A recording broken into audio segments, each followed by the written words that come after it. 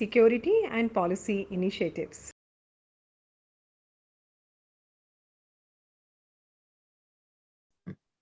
Well, gentlemen, a very good morning and a very warm welcome to you all.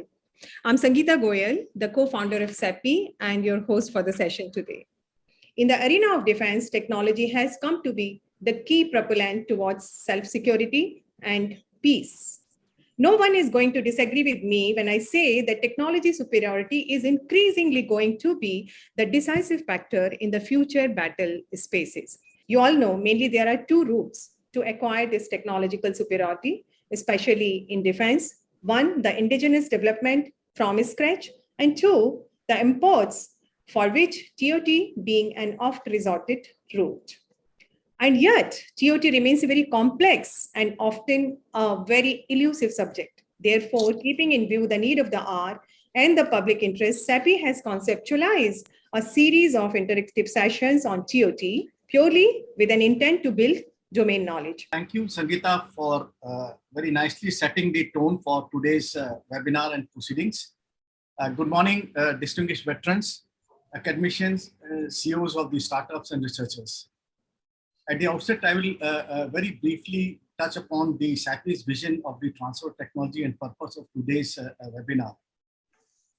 As you know, the SAPI is a think factory set up to produce knowledge, ideas, and in today's session is in this context only, where we are attempting to co-create knowledge with the valuable participation of experts like you all. It has been my experience that the ToT has not got, the subject of ToT has not got its due attention. And we often take the transfer of technology concept as for granted. And like once the contract ToT is done, we assume that it is end of the process and the targets are achieved. What we feel at SAPI that the ToT must be used very intelligently.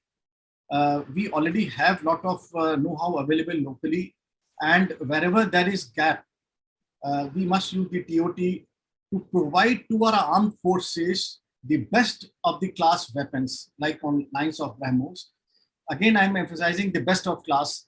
If it is not there in India, then certainly we have to look outside.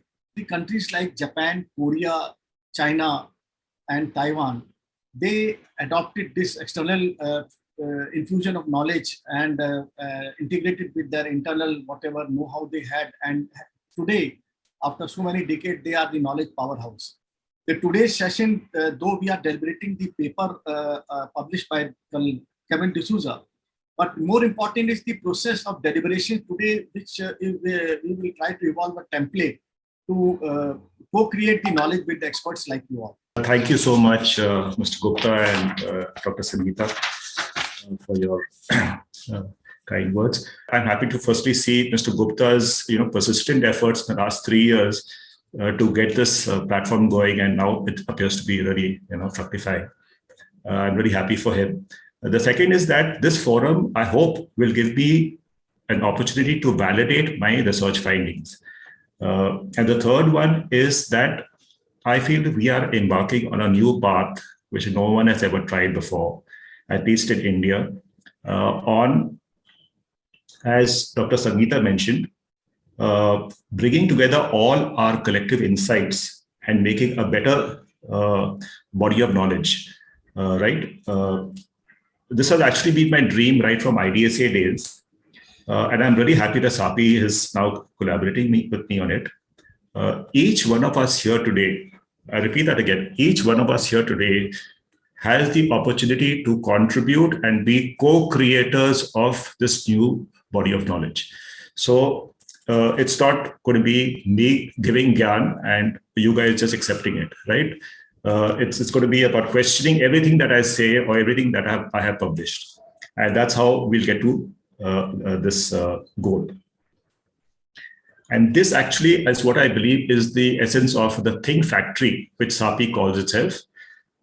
It focuses on pooling resources to jointly produce more and better output than just acting as a repository of knowledge, as we are seeing in all our current think tanks.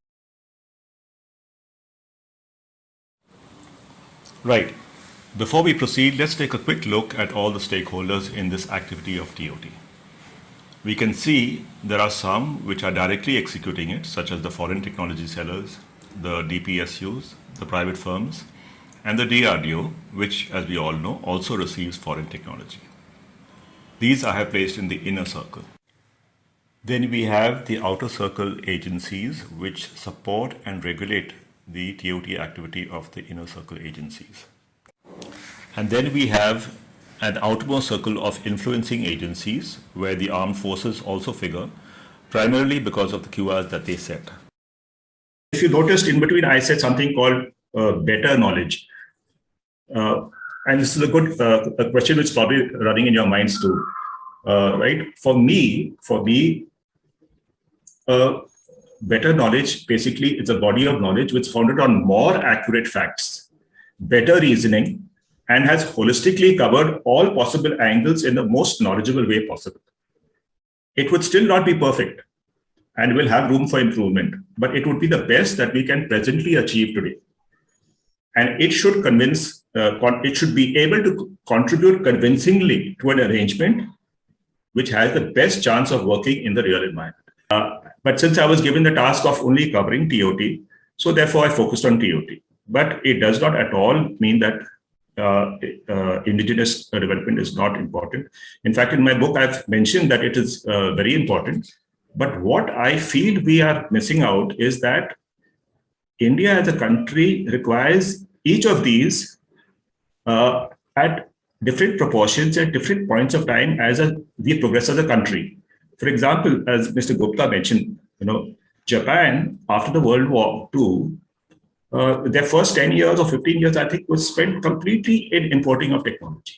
They really focused hard on it. They sent all their scientists to Europe and the USA, etc., etc. But then they reached a point later when they could then build their own technology and indigenously. So it's just the timing is very, I think, is an important factor, right?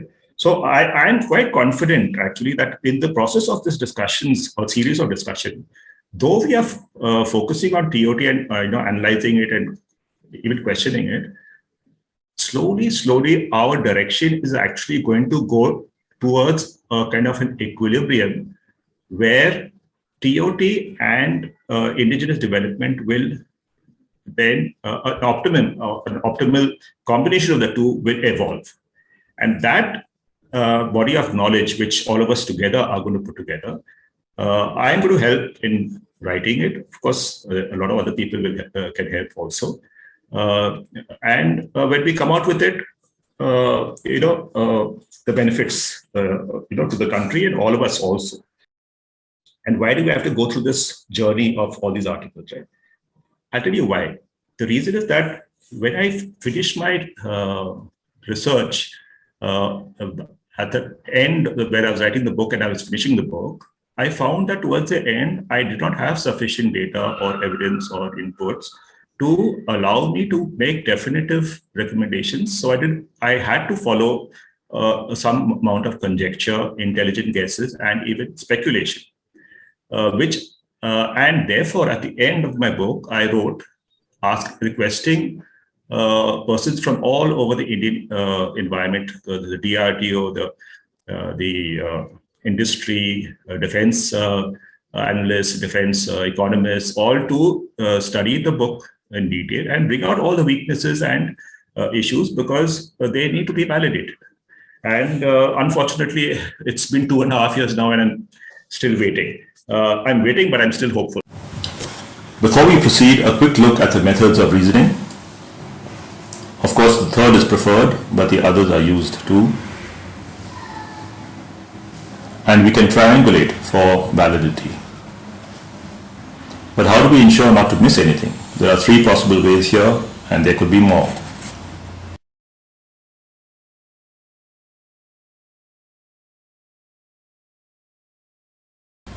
Good question, right? To my mind, there are some constraints that all 3 face, which makes it very difficult. The answer to the flash question is that firstly, we help the country, and secondly, we will help ourselves to grow our skills, knowledge, and capabilities too.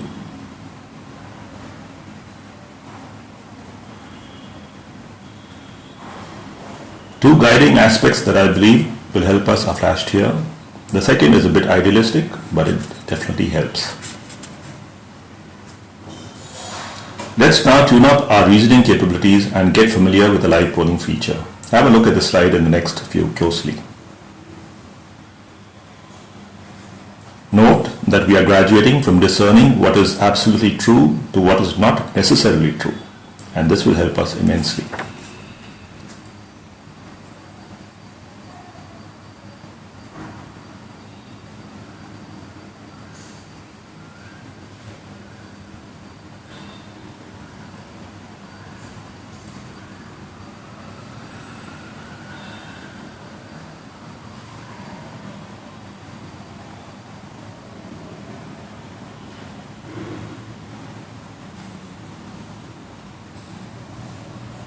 And this last one helps us align our diverse views for enabling some convergence in our joint analysis.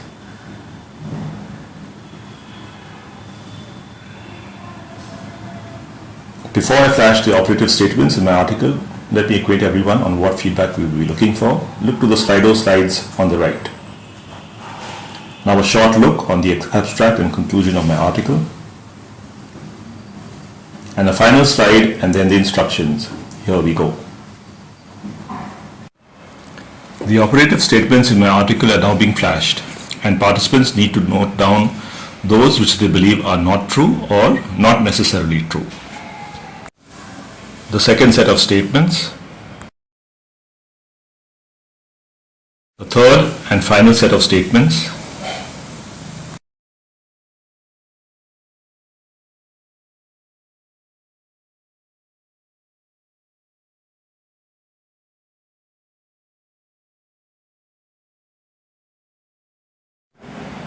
Now let's see the anonymous views of the participants which are being displayed.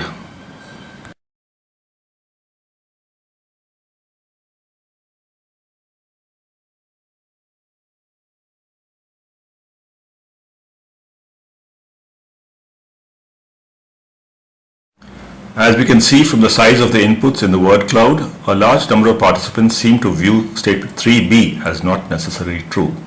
That is, that ToT may not be a desirable route for India, or in other words, we should be open to ToT, and that's an important understanding.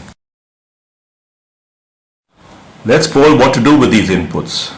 The results indicate a distinct convergence on simultaneously analyzing and moving forward.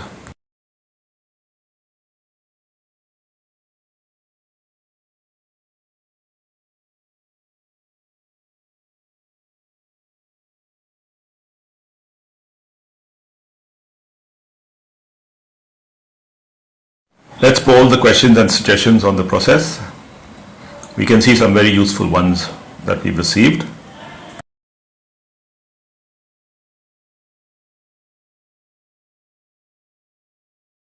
And finally, let's poll the type of participants we need in future sessions. We now have the excerpts of the recorded part on the Q&A session coming up ahead. So you're saying, is there a framework or template for us to work together, since it was said that this is a part of the process to achieve an end result rather than, yeah. So the framework or template is what I try to explain in this same process that we follow today, right? What it does is basically each article will be picked up once every week, and stakeholders who are with suitable persons of the stakeholders, which, as I mentioned, we mentioned in the SAPI side also, I personally feel are recently retired officers, may not be top level, just middle level, technically very knowledgeable, have a bit of writing skills and reading skills, and all those skills, we listed out, and who can be, who are free to share, most importantly, the weaknesses in their own organizations.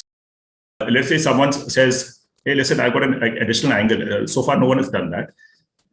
We take that additional angle, we collaboratively, we kind of poll on it, and we say, yeah, this is a valid point, and we should add this in this particular article. Then I will add it in the article. And that person who's contributed, I will write under the author, we'll write Desouza, and let's say Yusuf, okay, as co-authors. I don't mind putting Desouza in the end also. We can put Yusuf first and Desouza, not an issue. Okay, so I'll be very happy if SAPI and other think tanks in India, for a matter than anywhere else, uses this process. It's no great shakes. It's no rocket science. I mean, I don't know why it wasn't existing already here in India or even abroad. Maybe they use it. But for the time being, I would like, if we can just call this technique that we are following over here, let's call it the Desouza technique, right? Not that I want to take the credit for it. I want to take responsibility for it. But as contributions come in, we can rename it. It can become Gupta Desouza technique. It can become Sammadar Gupta Sinha, Lakshman Desouza technique. And I'm fine with having my name right at the end because that doesn't really matter. Very fascinating discussion, and I've been paying attention to this very carefully. I just want to point out two things. First on this technology, remember that military technology is no longer sort of pure military technology. If some of you have read a book called The Kill Chain, that is a very important book to understand about how technologies in the civilian sector are far ahead of what the military sector today is.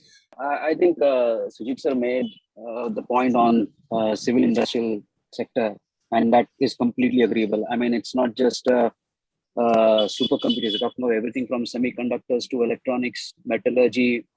In fact, I come from an industry background in the sense I supply to industries. That's my bread and butter, right on defense and strategic affairs as an interest and passion. But manufacturing technology, machining technology. Just talking about civil to defense technology, what Commodore Sajid brought it, who agree with him. And also, like, there are something which defense also can give it to civil, that is also existing. And the third element is the academia, which is they're having a very structured teaching methods, but then they do not align to the practical requirements. Would keenly look forward to your continued support and advice, and we would be delighted and honored to acknowledge, as we told, Pradeep told in the beginning, and Colonel Desouza also reiterated, that the co-creation of new body of knowledge in this domain, which we intend to eventually publish. May I now request Mr. Pradeep Gupta to please sum up and propose a vote of thanks. Mr. Gupta. Thank you, Sangeeta. Today's session is a step in the long journey of establishing ToT as a field of study, research, and deliberate on ways how to make it work for self-reliance in India. And all those who have participated in today's proceedings are the contributors in the co-creation of the new body of this knowledge, what Col Kevin A Desouza and Sangeeta has outlined just now. And with the success of today's session, the co-creation session, we all hope that more and more experts will join this movement to bring the ToT into mainstream.